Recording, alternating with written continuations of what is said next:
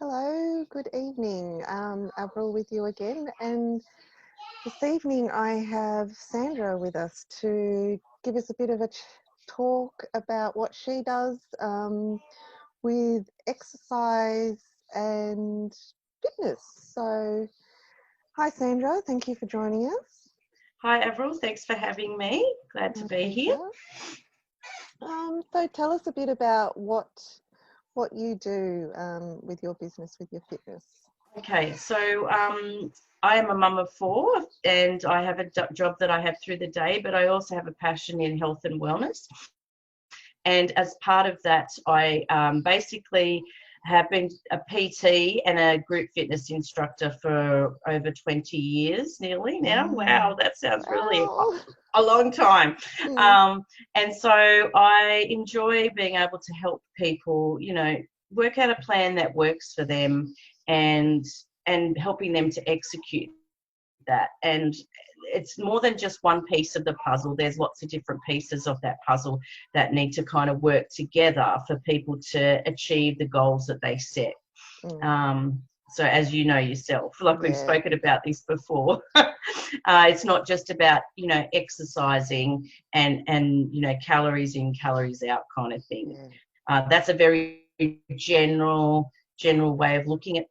It gets a little bit more nitty gritty than that in terms of, nutrition and when you're eating and how much you're eating and the timing of it all and how much water you have. And there's lots of little pieces, as well as mindset, which plays a huge part in Mm, anything to do with wellness, really.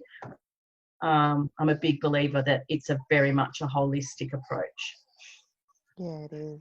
And that's what we Yeah, believe with integrative nutrition as well. yeah, It's not just one, you can't just concentrate on one thing, it is the that's whole. right. Yeah, Yeah, yeah. absolutely. It's definitely. I mean, of course, you've got to eat right. We all know that. Mm, And we have to have a balanced diet, and we know that. And I think too, your general cookie cutout kind of thing for everybody doesn't always work, and you don't always know that about yourself until you experiment and you go down that track. mm, And so sometimes that's a matter of, you might start there, but you might need to tweak things and change mm. things up to suit that person. Oh, exactly. And that's what we work with as well. It's it's not one diet fits all. Absolutely.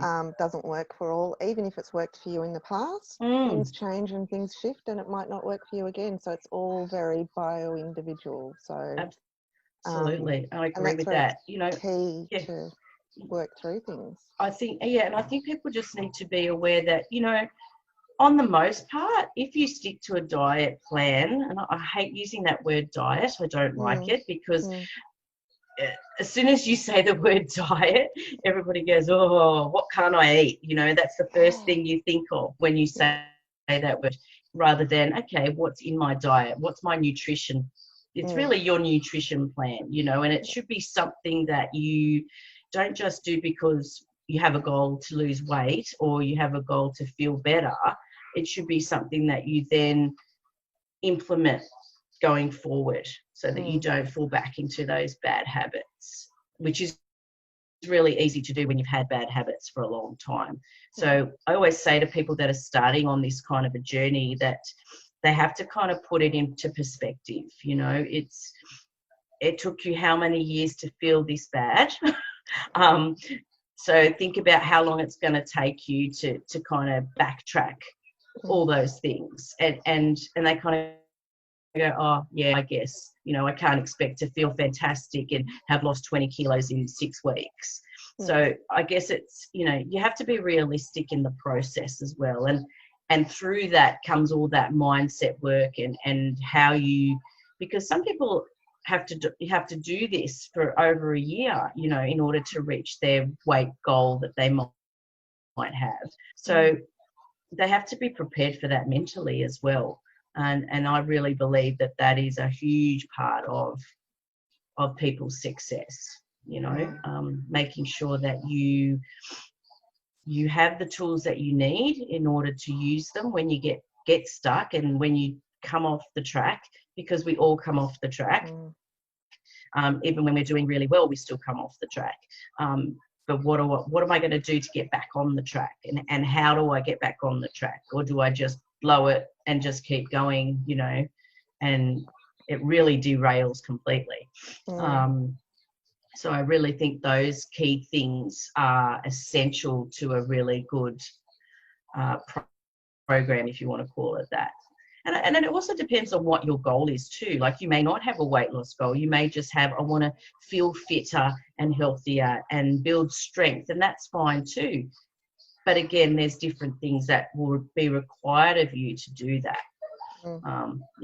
In all different capacities, I guess. Yeah.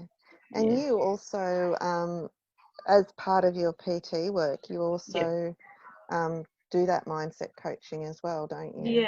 Yeah, we do. So at the moment we've got a 6-week challenge. We're halfway through at the moment, and as part of that 6-week challenge, we guide people on nutrition.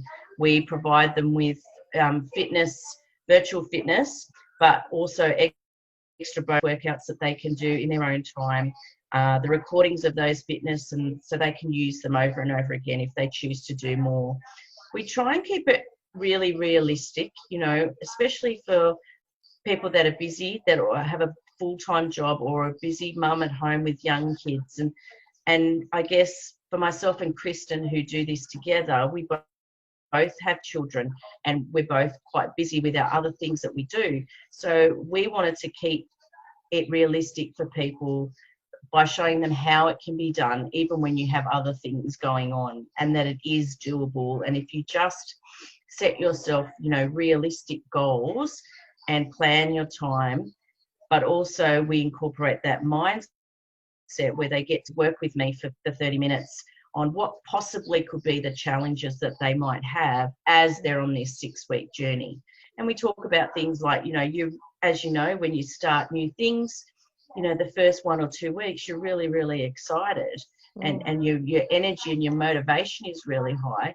But it gets to that kind of 3-week, 4-week mark where you start to maybe just, that excitement and that motivation starts to wane a little bit. And this is where you need to have those strategies that we try and help you with to keep you on track, so that you can complete that 6 weeks to the best of your ability, I guess. Which is, as I said, really important. Yeah. Awesome. Well, I'm enjoying it so far, so I am actually you're in it. I'm in it, and it's a fantastic way to do it. We really wanted it to not just have this focus on weight loss. It was more about let's feel good and the rest will come. And that was our big thing, and supporting you through that. So yeah. And it's once you start moving. Well, that's it. Start enjoying it, and that's right. And looking forward to it. Yeah, absolutely.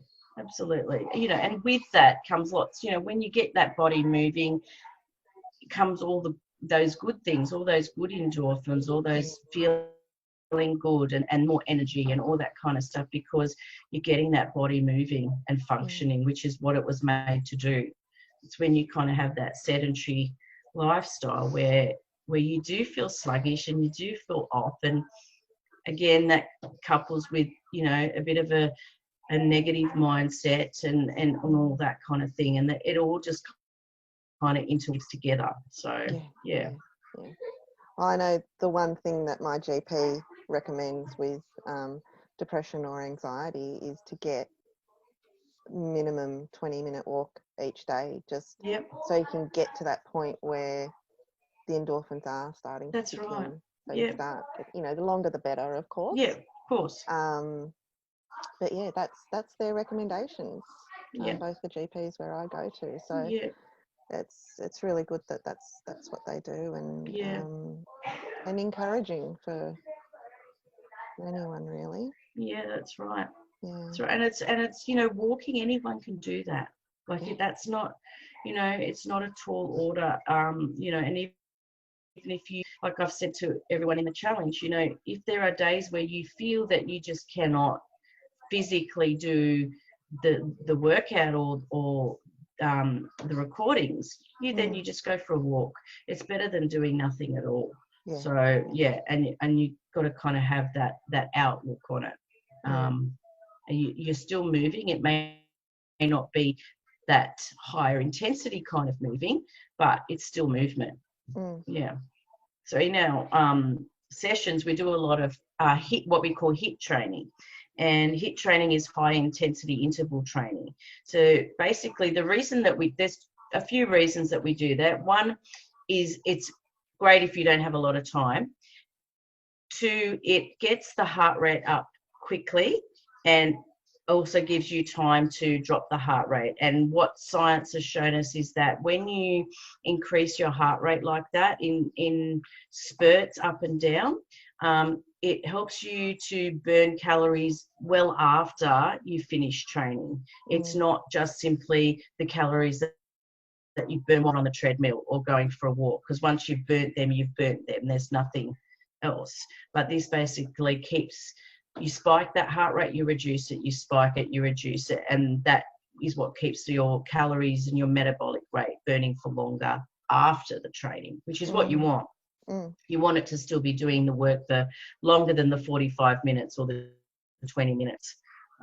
So it'll be 30 seconds of intense exercise and then maybe a 10 to 15 second rest, and then you do it again 3 or 4 times repeated.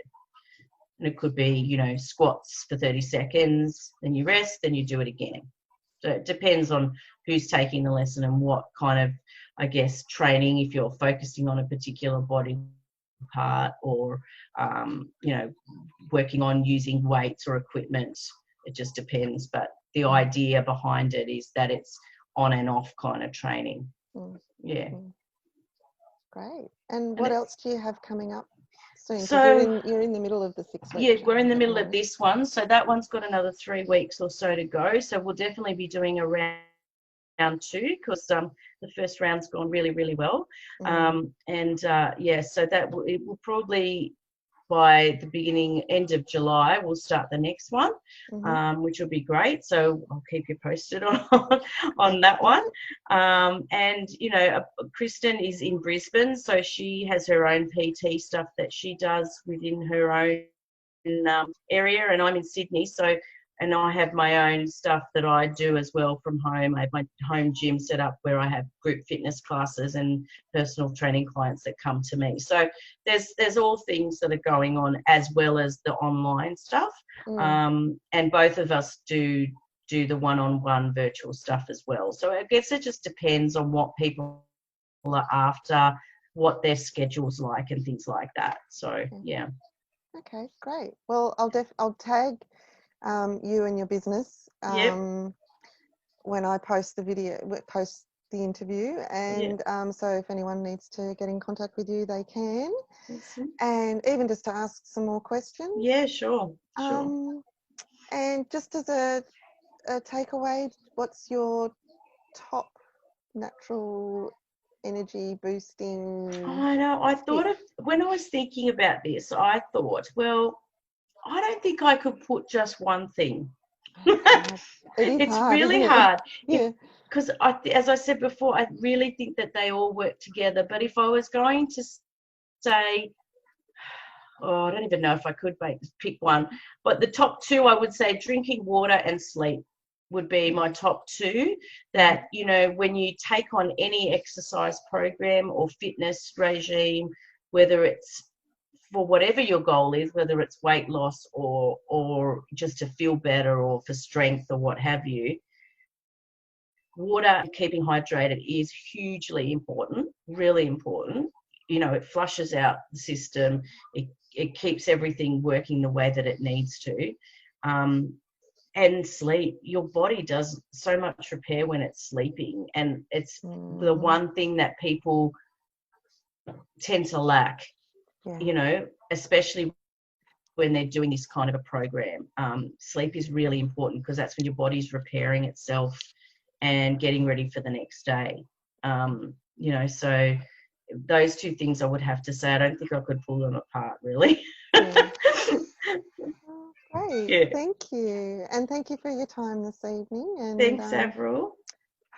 hope you learnt something new and found some more interesting bits and pieces about things that are going on. So Yeah. thanks, Sandra. Thank you. We'll talk soon.